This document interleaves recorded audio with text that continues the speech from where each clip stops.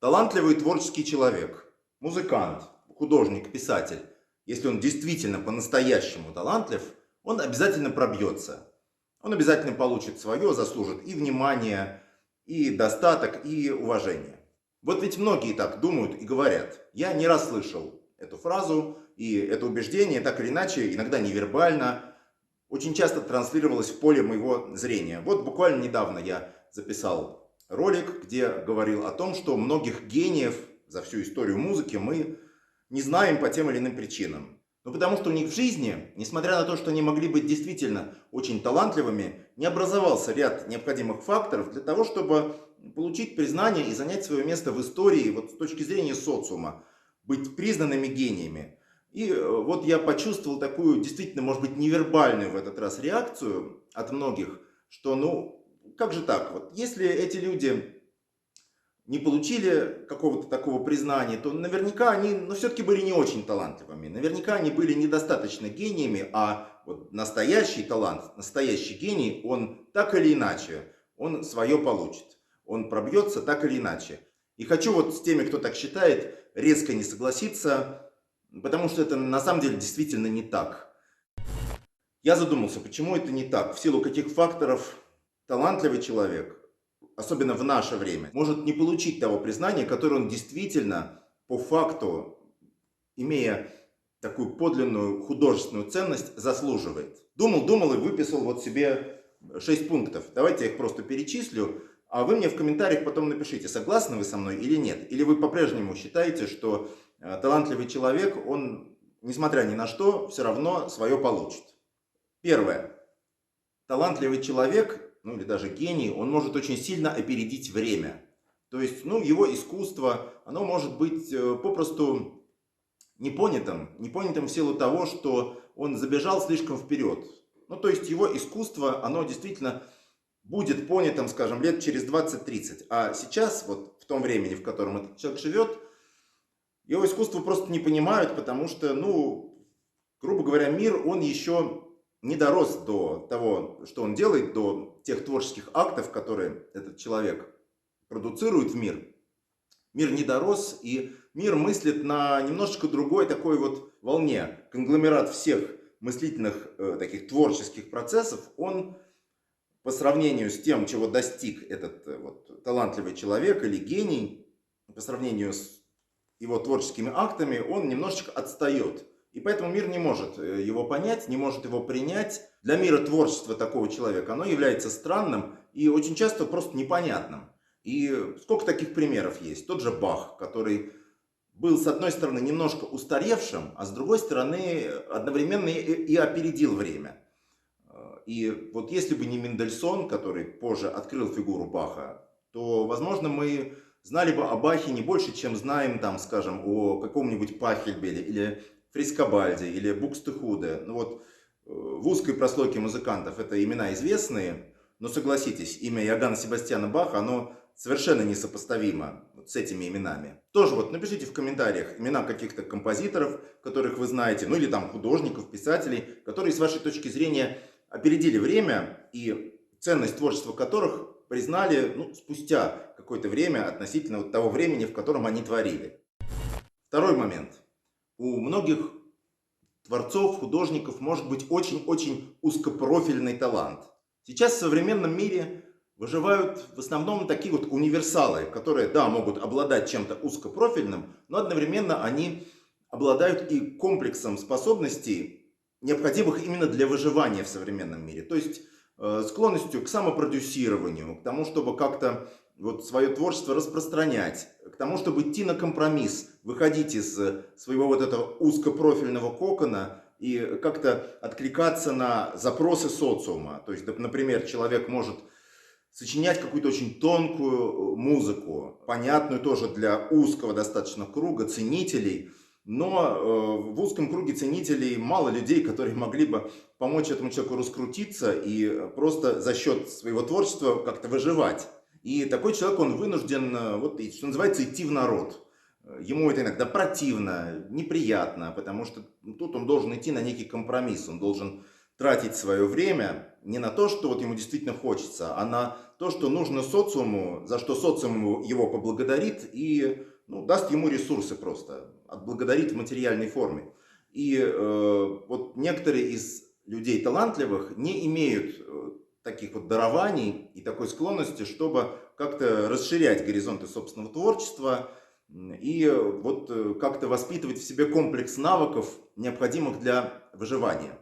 К сожалению, это так. И отчасти я могу даже по собственному примеру тут судить, потому что вот я человек, который имеет в своем репертуаре все фортепианные сочинения Скрябина. Да, понятно, что в узкопрофильном музыкальном сообществе имя Скрябина — это великое имя, очень большое.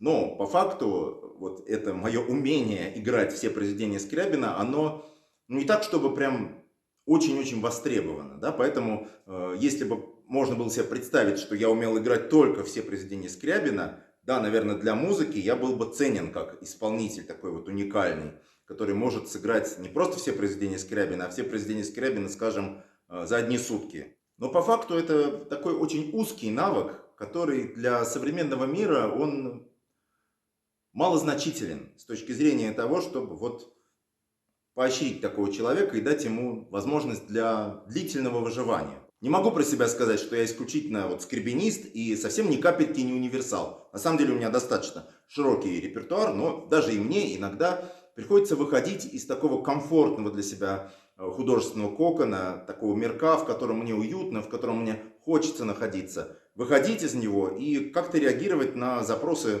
социума, как-то коммуницировать с внешним миром, иногда просто для того, чтобы выжить. Да, приходится и мне. Но есть, опять же, повторюсь, люди, которые не умеют этого делать.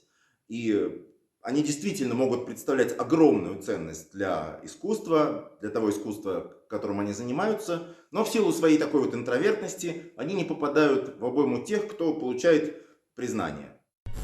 Третий пункт. Искусство человека, действительно подлинно талантливого человека, порой может быть очень сложным. Сложным для понимания. Да, опять же, ценители оценят, как-то могут поощрить этого человека, вознести на своеобразный такой пьедестал, но от ценителей далеко не все зависит в нашем мире. И если искусство слишком сложное, а большая такая серьезная масса людей не понимает это искусство или чувствует, что в этом искусстве что-то такое вот есть по-настоящему ценное и потрясающее, но тому или иному человеку лень работать как-то, душевно работать с восприятием этого материала. Сейчас как в современном мире? Человека там зацепило что-то или не зацепило. И очень часто по первому впечатлению человек о многом судит. А сложное искусство, оно предполагает, если речь о музыке, скажем, вслушивание, или если речь о живописи, всматривание, ну или если речь о каком-то литературном произведении, вчитывание. И связанный с этим четвертый пункт. Актуальность, уместность искусства. Мы в первом пункте говорили о том, что человек может опередить время. Во втором пункте мы говорили о тех людях, чье искусство оно слишком узкопрофильное. В третьем пункте мы говорили о художниках, чье искусство довольно сложно для восприятия. Но все это объединяется зачастую четвертым пунктом – уместность. Иногда сложное искусство или какое-то узкопрофильное, оно может быть уместным для какого-то конкретного периода времени в истории. Вот, скажем, когда появлялись композиторы Нововенской школы, Шонберг, Берг, Веберн. Их искусство, их музыкальный язык, он очень сложен.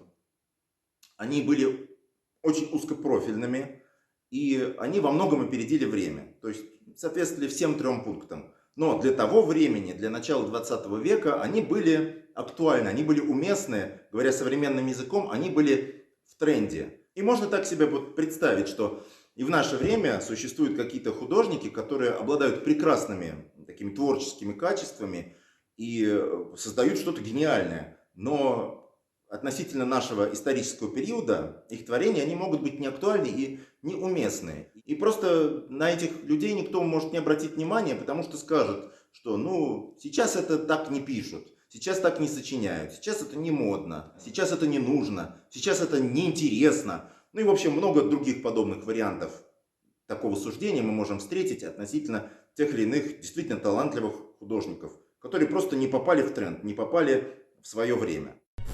Пятый пункт. Современный мир устроен так, что таким вот глубоким творческим людям, которые действительно глубоко копают, им очень часто некуда протиснуться, потому что ну, все поле такого общественного внимания, оно уже занято. Вот я недавно гулял перед Рождеством католическим по одному крупному немецкому городу, по центральной площади, и попал на ярмарку, рождественскую ярмарку. И вот наша современная культурная жизнь, она во многом напоминает такую ярмарку, где очень много-много всего. Здесь, значит, сосиски лежат, здесь какие-то сувениры, здесь вкусное пиво, здесь что-то еще, здесь какие-то побрякушки, здесь какие-то продукты из одной стороны, и с другой стороны. Глаза разбегаются, все блестит, звучит яркая музыка. И наше культурное поле, оно зачастую напоминает такой вот ярмарочный прилавок, где очень-очень много всего, все пестрит, ты проходишь мимо одного какого-то места, там, съел сосиску, ты потом подходишь к другому, а сосиски уже забыл, да? Подходишь к другому, рассматриваешь какие-нибудь сувениры, подходишь к третьему, тебя еще что-то привлекло. И так вот твое внимание, оно постоянно бегает. И это вообще свойство современного социума и современного человека. Вот такая вот рассредоточенность мышления, рассредоточенность внимания. В искусстве это отражается в таком своеобразном клиповом мышлении. И вот такое социальное, культурное, бессознательное, современное, оно учитывает эту особенность, эту клипово такую ярмарочную особенность, и вот так вот выставляет на прилавок, на эту ярмарку что-то красочное, что-то, что можно в красивую обертку завернуть и вот так вот выставить, его купят, и потом сразу о нем забудут. И среди этого всего многообразия, такого кажущегося на самом деле многообразия, очень мало действительно ценного. И иные там продюсеры могут абсолютно бесталанного человека ярко разукрасить, потому что для такой вот современной социально-культурной ярмарки этого зачастую оказывается достаточно. Можно разукрасить, дать рекламу, внушить такой массе людей то, что это что-то ценное, что это что-то серьезное, что это действительно настоящее серьезное искусство. И эта масса, она прекрасно все это проглотит.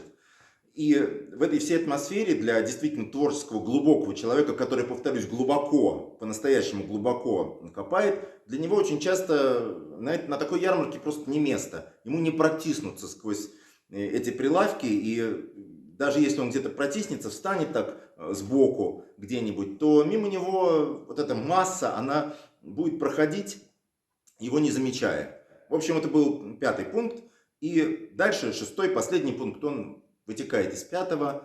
Сейчас время такого одноразового искусства. Как говорит мой любимый Валентин Васильевич Сильвестров, пожарили шашлык и съели. То есть, ну, действительно, что-то, что мы потребили, и сразу об этом забыли. Да, шашлык мог быть очень вкусным. Таким вкусным, сочным, мы получили настоящее удовольствие. Ну все, шашлык закончился. Теперь время, не знаю, там, пойти погулять. Поплавать, если речь там, не знаю, о каком-нибудь пляжном отдыхе, где жарят шашлыки. То есть вот примерно такое отношение, в том числе к искусству, у современных людей. И очевидно, что многие по-настоящему талантливые люди, они вот в это все не очень вписываются.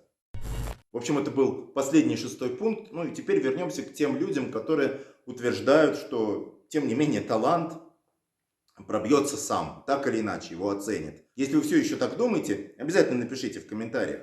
Но при этом оговорки, что талант будет признан чуть позже, что нужно терпение, да, вот они не принимаются, потому что иногда можно очень многое оправдывать терпением, пытаться оправдывать, что вот человеку для того, чтобы что-то достичь, нужно терпение. Но иногда возникает вопрос, да сколько же этого терпения-то нужно, потому что проходит там, не знаю, 10 лет, 20 лет, тот или иной человек делает что-то действительно стоящее. Он может не соответствовать, как я уже говорил, времени, то есть он может быть не актуальным. Но сколько же ждать вот этого чего-то актуального, сколько же ждать того момента, когда ты будешь уместен? Можно так за всю жизнь-то ведь и не дождаться. И вот эти вот люди, которые говорят, что ну все равно он так или иначе, там, человек дождется, он найдет свою аудиторию, там все будет у него хорошо, он устроится в этом мире, и так или иначе, если он действительно талантлив, пробьется. То есть такие люди, которые так говорят, я о чем хочу сказать, они очень часто снимают с себя ответственность. Я вот тоже в одном из недавних роликов говорил, что настоящим таким зрелым творческим людям нужно помогать. А люди, которые утверждают, что талант так или иначе пробьется сам, ну вот снимают с себя ответственность и как бы успокаивают себя тем, что ну, наверняка тому или иному человеку поможет кто-нибудь другой. Вот кто-нибудь другой, но не я. Да, я обязательно потрачу свое время на то, чтобы получить наслаждение от творческого акта этого талантливого человека, но поддержать этого творческого человека, как-то ему там задонатить, отблагодарить материально, да, это пусть кто-нибудь сделает другой. И вот представьте себе, если каждый человек будет так думать и так будет говорить, что вот да, раз человек талантлив, то наверняка кто-нибудь ему поможет, наверняка кто-нибудь заметит, кто-нибудь поддержит. Вот представьте себе, что будет, если каждый так будет думать. Ну, тут все предсказуемо. Творческий человек, а может быть даже гений, он, в общем, окажется в безвестности. И как Шуберт, только под конец жизни, уже будучи больным, получивший единственный в своей жизни этот сольный концерт, настоящий, в итоге умрет, так и не дождавшись подлинной такой адекватной оценки его творчества при жизни. Может быть, кто-то скажет, что и хорошо, музыкант должен быть голодным, да, художник должен быть голодным, чтобы творить. Есть тоже такое убеждение, его мы обязательно разберем тоже в отдельном ролике. Вот эту фразу, что художник должен быть голодным, чтобы творить. Это тоже стереотип. Но если брать пример того же Шуберта, вот если бы его кто-то поддержал, скажем, материально, может быть, он и прожил бы больше, может быть, у него был бы доступ даже в то время к более хорошей медицине, чем он имел. Он в итоге очень рано умер. И кто знает, вот кто знает, да, кто-то скажет там, что его болезнь, она и тогда не лечилась тоже, да, что он там сам виноват, но не будем сейчас о Шуберте. В любом случае, гипотетически можно допустить такой вариант, что ну, вот будь Шуберт более богат, он бы все-таки смог бы прожить дольше. В общем, такие вот у меня сегодня мысли, соображения. В любом случае, напишите что-то в комментариях, согласны, не согласны. Имена, может, какие-нибудь напишите, в том числе имена гениев, которые опередили время. Ну, я вот только Баха назвал. Ну, Бах тут достаточно спорная фигура, потому что он скорее вот в 4-й пункт больше попадает, в пункт несвоевременных, неактуальных. Да? То есть, если бы его Мендельсон позже не открыл, то вот он так бы и остался, наверное, на уровне Букстехуда. Хотя это спорно. Тоже напишите в комментариях свое мнение. Кто не подписан, вдруг подписывайтесь на канал. Поставьте этому видео лайк и увидимся.